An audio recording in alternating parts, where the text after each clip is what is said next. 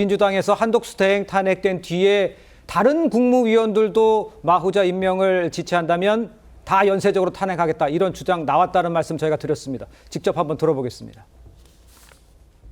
국무회의에 국무위원들을 의결 정족수 이하로 탄핵 소추시키면 된다 이런 얘기 있었지 않습니까? 그랬죠. 몇 명까지 그러면 탄핵 몇 명까지는 제한이 없죠. 과반수 이하로 떨어뜨리면 구성원의 과반수 이하가 되면 국무회의 개의가 불가능합니다. 재탄핵뿐만 아니라 동시 탄핵에 대한 강력한 요구들이 나오고 있어요. 그게 당 입장으로 수렴될 수 있을지는 모르겠습니다만 다음 주 초에 행동을 해야 된다는 데는 공감대가 있다고 판단하고 있습니다. 이거는 자, 저게 무슨 의미인지 제가 좀 설명해 올리면요. 그래픽을 좀 보시면 설명드리겠습니다. 국무회의를 구성한 과반수 11명이 출석을 하면 개의할 수가 있겠죠. 그런데 현재 국무위원 16명이고요. 6명을 탄핵 소추하면 그야말로 국무회의조차 불가능해지는 상황입니다. 그러면 아무것도 할 수 없다는 이야기, 그 이야기를 지금 이야기하는 건데 아까 최 교수님께서 잠깐 말씀하시겠다는 그 양심 요 얘기에서 답변하시겠다는 건가요? 5대 3으로 결론이 났다는 말은 저는 함부로 하면 안 된다고 생각해요. 그거는 이제 누구도 모르는 거죠. 모르는 것이고 민주당이 지금 우리 강 대변인 나와 계십니다만 대단히 불안해하는 것 같긴 해요. 저는 민주당 속내를 모르겠습니다만 그게 이제 8대 0이었으면 이미 8대 나왔다 0, 이 전제에서 사실 저도 개인적으로 8대 0이어야 된다고 전 지금도 생각해요. 개인적으로. 근데 저는 뭐 정당에 소속돼 있지 않는 사람이기 때문에 근데 분위기가 바뀌고 있는 것만 분명히 보입니다. 민주당 분들하고 제가 통화를 많이 해봤는데 어제 그제 이렇게 거의 민주당 분들의 그 얘기가 비슷해요. 그럼 그분들이 뭔가 민주당 내의 기류를 아는 거거든요. 그래서 아마 5대 3이라는 얘기가 나오는 것 같은데 좀 민주당에서 5대 3 이 얘기는 들어본 적이 없고 아무튼 8대 0이라고 생각했는데 그리고 국민들의 처음에 비상계엄 직후에는 압도적으로 탄핵 찬성이 높았어요. 지금도 역시 높아요. 중도층에서는 더 압도적으로 높은데 그럼에도 불구하고 워낙 이 연기가 되니까 선거 자체가 미뤄지고 늦춰지고 하면서 별의별 얘기가 다 나오고 게다가 윤 대통령 석방되고 또 한덕수 총리 기각되고 이런 여러 가지 상황 속에서 민주당이 불안을 느끼만 합니다. 그래서 그 불안이라는 게 그 표현이 어떤지 모르겠습니다만 제가 봐도 윤 대통령이 그 한 여러 가지 쟁점 사유들 탄핵 사유로 지금 돼 있는 것들 있잖아요. 이런 것들을 볼 때 제가 볼 땐 정말로 대통령 파면이 헌법소에 압도적으로 유익하다라는 그 지난번 박근혜 전 대통령 때의 그 주문 말이죠. 저는 거기에 해당한다고 저는 개인적으로 생각해요. 이건 헌재 재판관들이 할 일입니다만 그래서 저는 아직 5대 3인데 이미 왜 결론 내렸는데 왜 안 하느냐 이 말을 제가 이의를 제기하고 싶었던 것이고 또 하나가 지금 저 탄핵이 아까도 말씀드렸습니다만 탄핵이라는 것을 민주당의 마음을 충분히 알겠어요. 그리고 위헌 위법하다고 그랬습니다만 어쨌든 위헌 위법하지만 국민의 힘을 배반하지 않는 것이다라고 해서 한덕수 총리가 살아 돌아왔잖아요. 그럼 이건 따른 수밖에 없어요. 헌재를 존중한다면서요. 그래서 저는 민주당의 그 생각 충분히 알겠어요. 그렇다 하더라도 이거 자꾸 저렇게 국무위원 아예 그 의결 정도를 못하게 하겠다고 해보면 말이죠.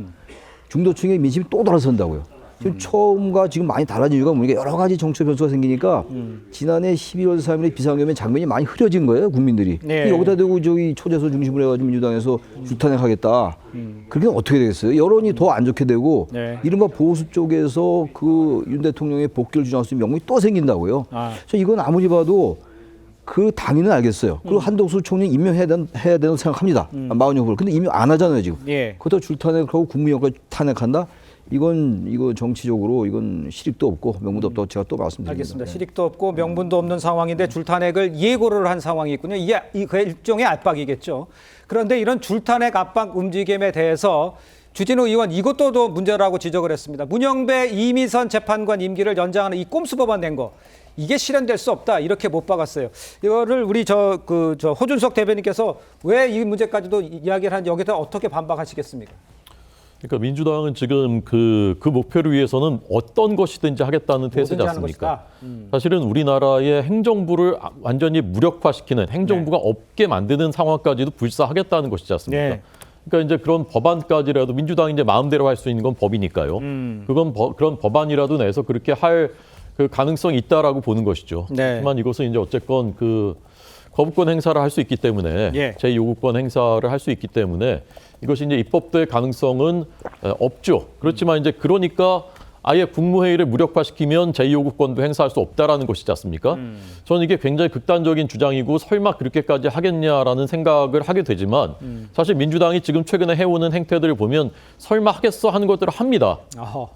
계속 하는 거예요. 저는 이곳에까지 이를 가능성도 배제할 수 없다. 이걸 막을 수 있는 방법은 저는 그건 정말 국민들밖에 없다고 생각합니다. 국민들의 그 무서운 민심을 보여주셔야 저렇게 하지 않지. 그럼 진짜 국가 전체가 정말 그 붕괴될 수 있는 그런 위기에 처해 있습니다.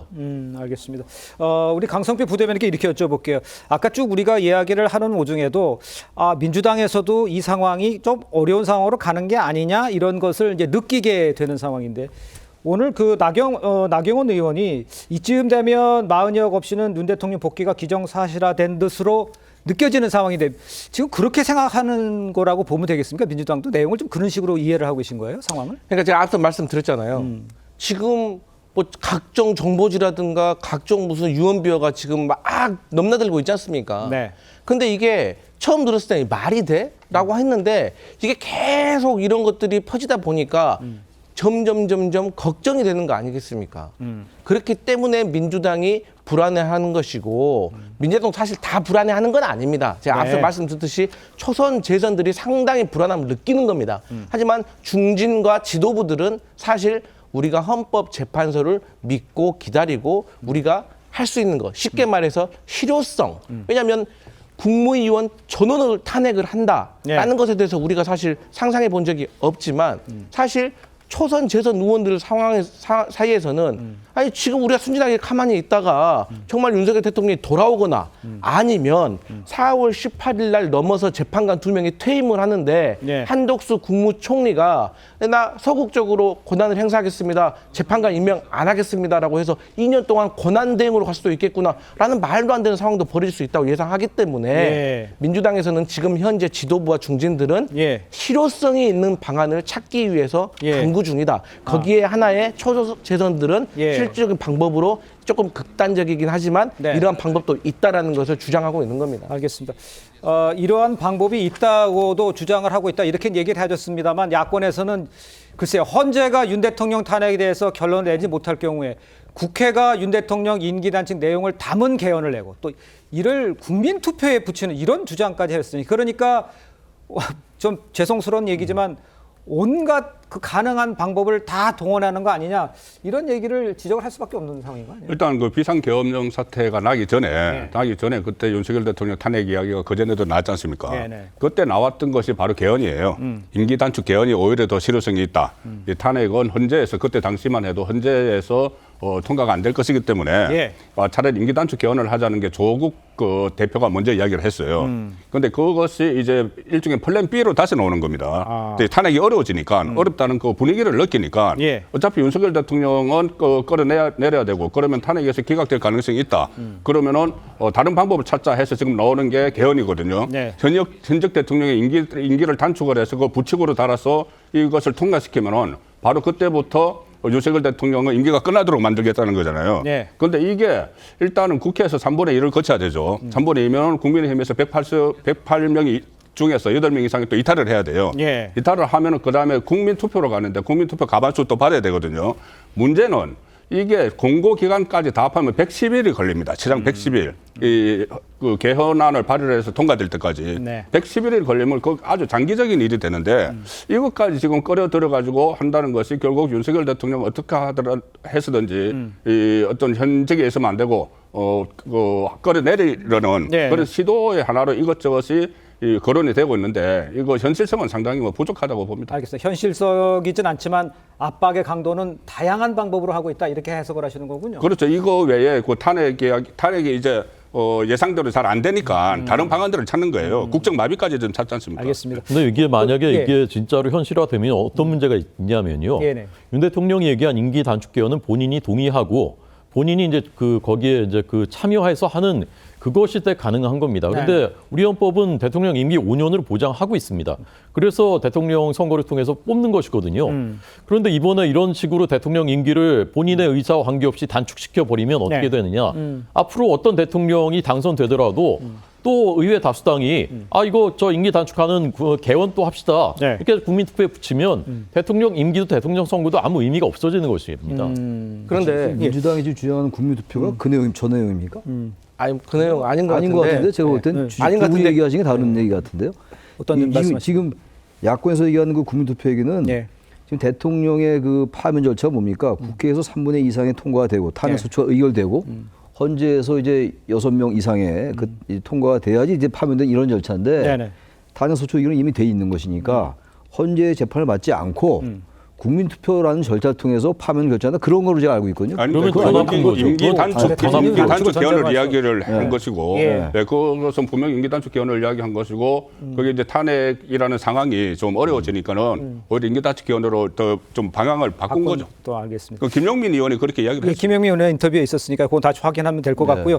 이걸 여쭤볼게요. 지금 얘기한 것 중에 이제 여러 가지 이야기가 있었지 않습니까? 어떻게 하려고 하는 것들에 여러 가지가 있었는데 강성필 부대변인 그 무소속이라고 해야겠죠. 우원식 국회의장 같은 경우에 권한쟁의 심판까지도 했다. 이거는 물론 국민의 이야기도 듣겠습니다만 적절한 행동이라고 보십니까? 무소속인 국회의장의 권한쟁의 심판.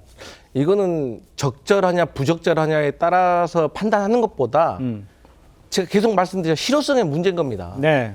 이건 이제 우원식 국회의장으로서는 본인 나름대로 점잖은 방식인 거예요. 네. 하지만 이것을 권한쟁의 신청한다고 해서 이 결과가 하루아침에 나오는 게 아니지 않습니까? 하지만 당장 4월 18일 이제 뭐 한 달도 안 남은 시간 동안에 헌법재판관 2명이 임기 만료 사퇴를 할 수밖에 없는 상황이 벌어지잖아요. 예. 그렇기 때문에 이것은 실효성의 문제인 것 같습니다. 예. 그리고 이제 앞서서 이제 호 대변인께서 말씀 주셨던 것 중에서 윤석열 대통령께서 본인 의사와 상관없이라고 말씀하셨잖아요. 근데 윤석열 대통령은 이미 최소 두 차례 이상 본인이 네. 임기 단축하겠다라고 말씀을 하셨어요. 그리고 그 다음 대통령이 났을 때 다수당이 이런 방식으로 탄핵을 하면 어떡하냐, 뭐 국민투표하면 어떡하냐라고 말씀하시지만 예. 그 다음 대통령이 이런 사단이 일어났는데 비상계엄 선포하겠습니까? 그렇기 때문에 저는 여기에 대해서는 좀 심각하게 같이 고민해 볼 필요가 있다 봅니다. 예, 우원식 의장의 그 권한쟁의 그거는 어떻게 반박하시겠어요? 그 우원식 의장께서는 이미 너무나 정치적 중립 의무를 너무나 많이 위반해 그 사례를 너무 많이 쌓으셨어요. 정족수를 150석이냐 200석이냐 논란이 있을 때도 그냥 혼자서 독단적으로 150석이라고 그냥 정해버렸습니다. 예. 그다음에 권한쟁의 심판 청구할 때 국회의장이 표결 없이 그걸 대표해서 할 수 있느냐에 대해서도 그냥 독단적으로 그냥 본인이 했습니다. 그리고 나중에 헌재에서 절차적인 그 정당성의 의문이 제기되니까 예. 그래서 이제 국회에서 촉구 결의안을 다시 해서 그것을 이제 보완하는 추후에 보완하는 방법으로까지 또 했습니다. 그런데 이렇게 하지 말라고 국회법에는 국회의장이 정치적인 중립을 지켜야 한다라고 하고 당적을 버리라고 돼 있는 겁니다. 예. 지금 국회는 100명 이상의 야당 의원들이 있고요. 그리고 지금 국민 전체 여론을 봐도 탄핵할 만하다라고 생각하는 그 여론이 60% 가깝게 나오지만 네. 그 정도는 아니다라고 보는 여론도 40% 가깝게 나온단 말입니다. 국회의장이라는 것은 그 모든 의견을 다 포괄하고 포용하고 대표해야 되는 겁니다. 그런데 지금 거의 민주당의 당원과 다름없이 계속 이게 행동을 하고 있지 않습니까? 혹시라도 이재명 대표가 낙마할 것에 대비해서 차기 대선 주자로서의 행동을 하시는 것은 아닌지 하는 의심까지도 갖게 됩니다. 알겠습니다.